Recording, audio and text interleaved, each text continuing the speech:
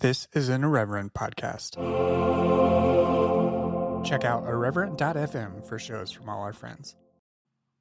Hello and welcome to Exvangelical. I'm your host, Blake Chastain. Today I want to talk about the Elon Musk acquisition of Twitter and how it relates to spaces like Exvangelical. Now, as far as social networking sites that most people in my direct orbit don't even use go, Twitter has played an outsized role in my life. In fact, it's changed it in many ways. And now, Twitter itself is changing ownership, having been successfully purchased by the world's richest man. And now is a good time as any to reflect on how this relatively small site, in comparison to social behemoths like Facebook, Instagram, and now TikTok, have made my world bigger, brighter, and bleaker. When I first signed up for Twitter 13 years ago this month, it was primarily to follow comic book artists and writers. Following the demise of Google Reader, I started using Twitter as an RSS replacement, following my favorite sites and writers directly. And as someone who's oriented to perusing text over perusing images, I was drawn to Twitter even as it began to be rapidly eclipsed by Instagram and other platforms. It was a way to supposedly stay ahead of the U.S. English-speaking news cycles that would drive conversation elsewhere, a trend that still, by and large, continues today. Most cable network news coverage of the Trump administration was driven by whatever fresh horror Trump would announce to the world via tweet, and the news and commentary cycle is still driven by the engine of Twitter, and that engine is fueled on outrage and hot takes. But via Twitter, I was able to learn by listening, or following, voices I would not have otherwise found. This became especially true in 2014, following the murder of Michael Brown in Ferguson, Missouri, and the protests that followed there. I could follow Black people and learn about their struggle against police violence and other forms of systemic racism in America. My own use and experience of Twitter would change in 2016. That year, I started the podcast you're listening to right now. And from that, I would eventually start using the hashtag Exvangelical. It was there, amid the chaos of Twitter, that I met strangers who related to being estranged from their faith communities. One of the original admins of the Exvangelical Facebook group was someone who had found me on Twitter. It was via Twitter that I connected with Chrissy Stroop, who rapidly built a following in the aftermath of the 2016 election because of her expertise in both white evangelicalism and Russian politics. She would later create a series of hashtags such as Empty the Pews and Expose Christian Schools that would trend and call attention to various aspects of growing up and living in white evangelical culture. We've become friends and collaborated in various ways ever since. It was via Twitter that I met Emily Joy Allison, who would start the Church2 hashtag and kick off a reckoning regarding abuse in church settings. It was via Twitter that I would meet a parade of people whom I would never have known otherwise. So many, if not most, of the people who've appeared on my shows have been people I have met on Twitter. I highlight Chrissy and Emily in particular because their work is public and widespread, and because they both used the simple tool of a hashtag and shared their stories on Twitter, which by default is broadly public and prone to viral spread. A key asset of Twitter has been that it gives counterpublics a fighting chance. Now, counterpublics are an idea that was first presented in 2002 by Michael Warner in their book Publics and Counterpublics. It's also a useful framework to understand the role of contemporary social media. As stated in the introduction of the book #activism, quote, "In this book, we argue for the importance of the digital labor of raced and gendered counterpublics.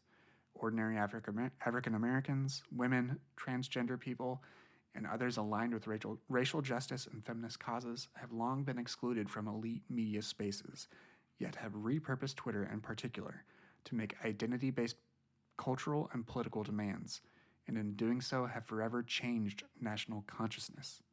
From Black Lives Matter to Me Too, hashtags have been the lingua franca of this phenomenon." Within the context of my own work, highlighting the personal stories of people who've left white evangelicalism and critiquing the systems and institutions that support evangelicalism, this feature of Twitter has been absolutely crucial. Without Twitter, these stories would not have received the attention of the broader media starting in 2017. And Karina Laughlin, in particular, mentions exvangelical not politics, podcasts explicitly in the context of Counterpublics in her book Redeem All.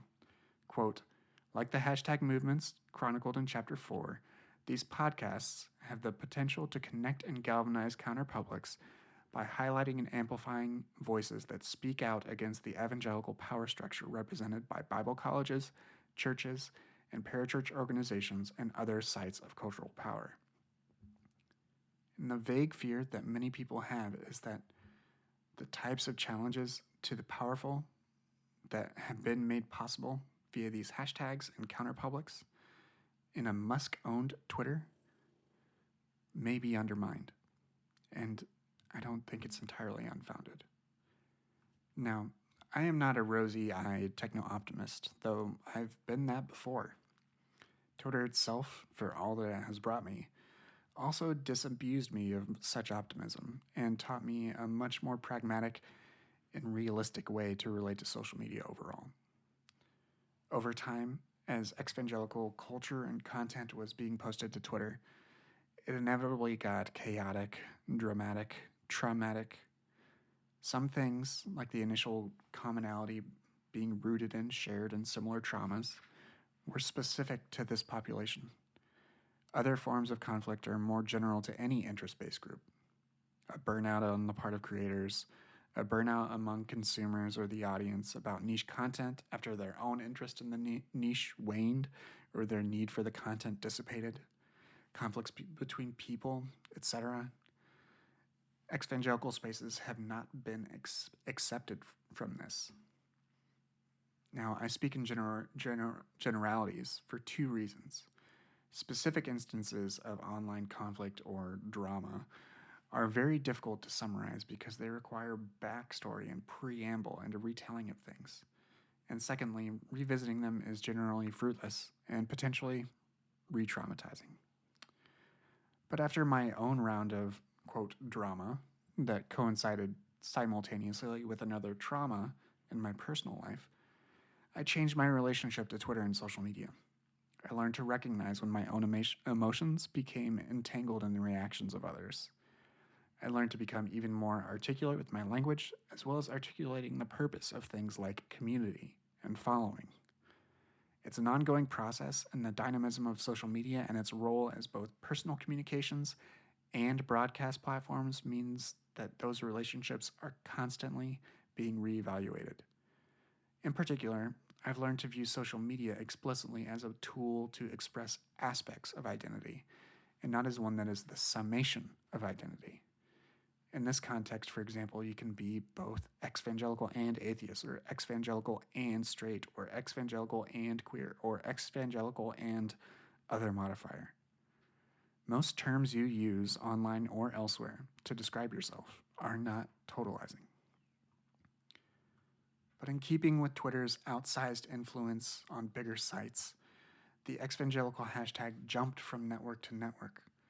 While Exvangelical started on Twitter, it later jumped to Instagram, where it has over 82,000 public uses on posts as of this week, and to TikTok, where as of this week it has over 765 million views. Accounts have generated followings, groups have created communities, and all have contributed to an overall culture. Following the 2020 election and the January 6th insurrection, when Christian nationalist imagery was abundant in the footage of the rioters who invaded the Capitol building, white evangelicals began working to undermine the counterpublics that had sprung up in recent years via the constellation of related hashtags like Exvangelical, Deconstruction, Decolonize, Church 2, Leave Loud, Empty the Pews, Expose Christian Schools, among others. Sites like the Gospel Coalition began running stories decrying deconstruction. David Jeremiah said exvangelicals were the sign of the end times from the pulpit. And just this year, Christianity Today ran cover stories about deconstruction. They seek to counter the counterpublics, which is understandable from their perspective. However, The imbalances that exist in the world beyond the glass rectangles where our culture wars are waged are very stark. And while they're not visible within the information environment itself, they are visible in other areas, particularly with regard to access to capital, both political and financial. Entrenched white evangelical interests drive GOP politics almost exclusively, for example, and they have ample attention in and access to mainstream, quote, liberal media, as well as their own media ecosystems and complementary coverage in the conservative media sphere. It's within the context of these real-world power and capital imbalances that my uncertainties lie. Will a Musk-run Twitter allow such counterpublics to flourish? Twitter already has imbalances, such as blue check privilege for verified users, or the way that naturally anyone with an established platform or celebrity accumulate clout in any new media environment they enter, etc. My fear, which you may share, is that the counterpublics that have grown on Twitter will run afoul of Musk's supposed free speech absolutism in the process of calling him or others who wield great power into account. Judd Legum has already compiled a number of examples of this in a piece on his Substack Popular Information called Musk is a Free Speech Absolutist, except when he's not. As far as Twitter, the company goes, anyone who guesses on its future is taking a shot in the dark. As far as Twitter, the culture, the living thing and the lively conversation it has enabled, that is what I'm worried for. Living things change and evolve constantly, so we will see what this new evolution brings and whether it can remain host to the types of dialogue or good content that makes putting up with all of its bad aspects. Twitter has always been small in comparison to its peers, but I have loved and loathed it, just as any chronic Twitter user does. It is rife with abuse and beset with all manner of chronic problems, but it was what we had, and we made do with it. So even if its role in society changes, and it eventually is no longer host to the public conversation, as it were, I remain grateful for its role in my life. You would more than likely not be reading this, or listening to this, or know who I am, were it not for Twitter. I'm sure many others can say the same. Whether that's enough to get us to stay through whatever comes next, that's the question we're all asking. Thank you very much for listening. This has been an audio essay and a adaptation of an essay I wrote for the Post-Evangelical Post. Exvangelical is a production of the Post-Evangelical Post. You can find more of my writing at postevangelicalpost.com, and you can support it directly at $4, $6, or $8 a month. I donate 25% of net proceeds each month to organizations that serve populations harmed by white evangelicalism. You can follow me on Twitter at brchastain. You can follow me on TikTok and Instagram at brchastain_. As I've mentioned in a prior episode, I do have some other interviews coming, and they will be posted soon.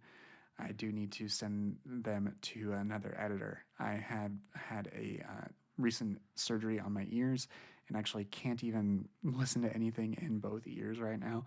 So me editing these things is not going to be valuable to most people.